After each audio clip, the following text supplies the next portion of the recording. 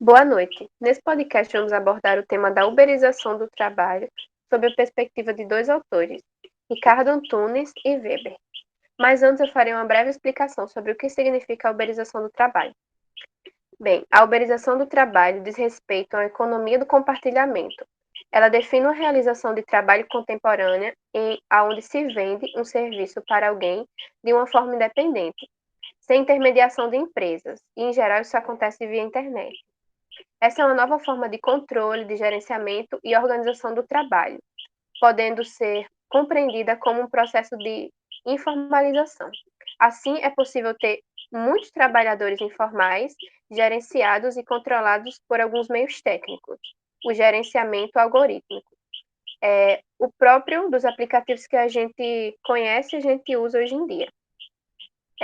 Eles conseguem processar muitas variáveis e controlar a forma como o trabalho é distribuído e precificado.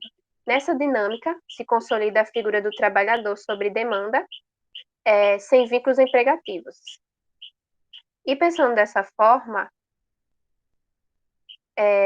a gente pode pensar no lado positivo e no lado negativo. O lado positivo é que essa nova forma de trabalho trouxe liberdade e trouxe muitas oportunidades de trabalho. Mas, por outro lado, ela também trouxe uma precarização da mão de obra, pois os trabalhos passam a não ter mais vínculos empregatícios, eles não possuem direitos trabalhistas, nenhum tipo, eles não têm nenhum tipo de segurança em relação ao trabalho e em relação ao salário. Agora eu vou deixar vocês com Pedro e Janara, que vai falar um pouco mais sobre a relação da uberização do trabalho e as ideias de Ricardo Antunes. É, bom, Ricardo Antunes, sociólogo brasileiro, trabalha muito essa questão de leis trabalhistas, de mudança trabalhista e tal. E para ele, a uberização do trabalho é o mascaramento de relações assalariadas que assumem a aparência do trabalho do empreendedor, do trabalho do prestador de serviços e dos trabalhos desprovidos de direitos. Um exemplo que o próprio Ricardo deu em uma entrevista do que seria essa uberização do trabalho e o que ela pode causar foi a de um entregador do aplicativo de alimentos rápidos que durante uma entrega passou mal e não recebeu nenhum tipo de atendimento médico fornecido pela empresa RAP e nenhum tipo de atendimento médico público e acabou morrendo. Que isso é algo que ele define como a tragédia dos trabalhadores uberizados. Você trabalha por conta própria sem ter nenhum apoio da empresa para garantir que você tenha um trabalho de forma digna, assim, de forma saudável. E outra questão que ele também trabalha é a coisa da servidão. No livro dele, O Privilégio da Servidão, ele apresenta a tese de que se algum jovem hoje em dia der a sorte de conseguir um trabalho, o emprego dele vai ser precarizado. E ele diz que isso é uma sorte porque as pessoas que não tiverem a sorte de conseguir esse emprego precarizado vão ficar desempregadas, que é uma realidade que a gente já pode ver no Brasil muito facilmente, com os índices de desemprego cada vez aumentando e os empregos sempre com a qualidade muito baixa.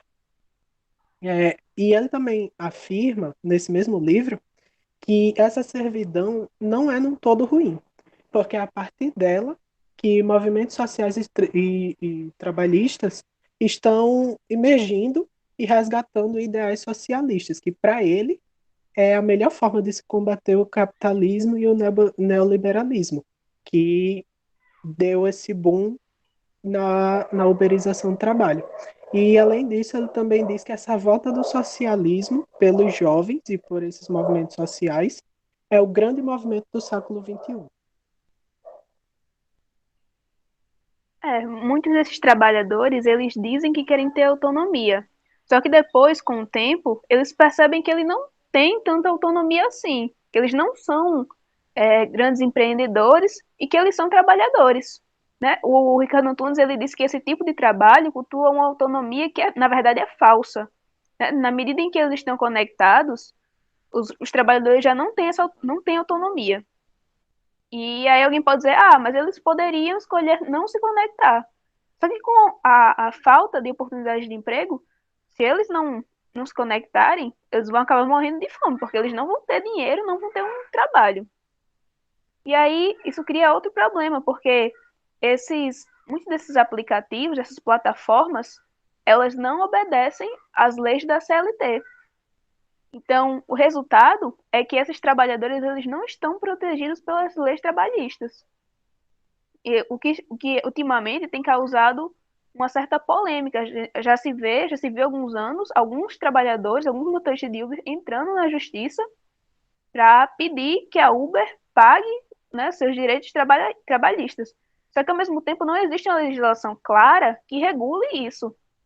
Então, a consequência é que você tem trabalhadores que estão à margem, né, da CLT e acabam ficando sem férias, sem descanso semanal, sem previdência, sem seguro-saúde. Então, e essas prestadoras de serviço, a Uber, o iFood, essas plataformas, elas dizem que elas não têm, esses motoristas, entregadores, eles não têm um vínculo empregatício com, com esses motoristas e entregadores. Mas a verdade é que essas empresas, elas não estão vendendo tecnologia, elas estão comercializando, estão se usando do serviço, da mão de obra dessas pessoas. Quando você pede um serviço de um Uber, quando você pede o serviço de um iFood, você está pedindo o trabalho de uma pessoa, do motorista que vai lá com o carro dele, que não é da Uber, é ele que paga pelo carro dele, e pelo serviço do entregador, né, que vai usar a sua moto, sua bicicleta, ou até mesmo o seu carro, e vai pagar pelos custos desse transporte, e vai prestar o serviço para você.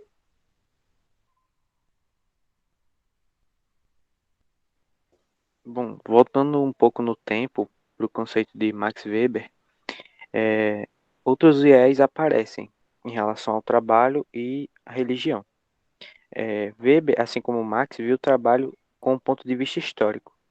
Para Weber, cada sociedade se opera a partir de uma condição histórica específica. E na sociedade capitalista, o trabalho acabou por tornar uma atividade fundamental ou até mesmo vital.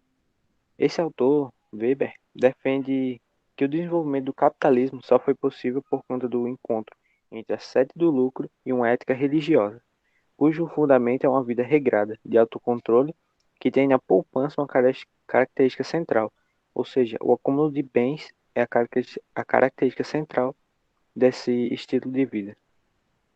Assim se forma o espírito do capitalismo, e nele o trabalho árduo e disciplinado aparece como virtude, como caminho para o sucesso profissional e para a salvação espiritual. Ou seja, o trabalho se baseia não só no trabalho em si, mas também outros viés como a salvação e a virtude.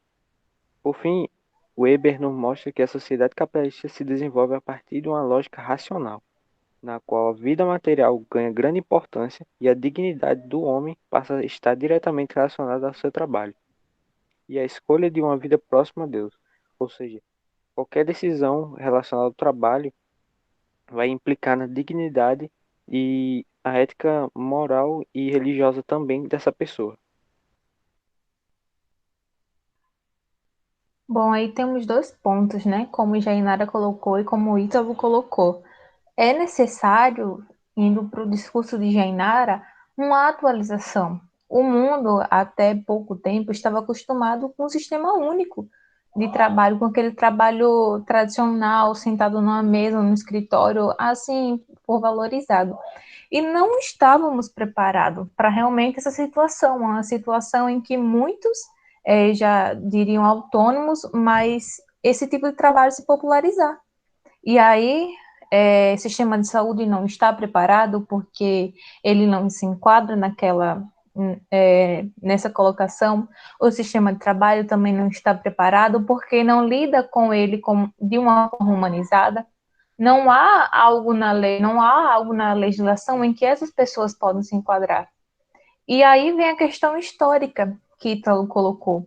O trabalho por Weber, uma das perspectivas sobre ele, é que ele é modificado a partir do contexto histórico. E o contexto histórico que agora a gente vive é um contexto que nossa economia foi abalada, em que as pessoas não poderiam se juntar em um único ambiente por causa da sua saúde. Então, muitas estão desempregadas, então precisou arranjar uma nova fonte de renda.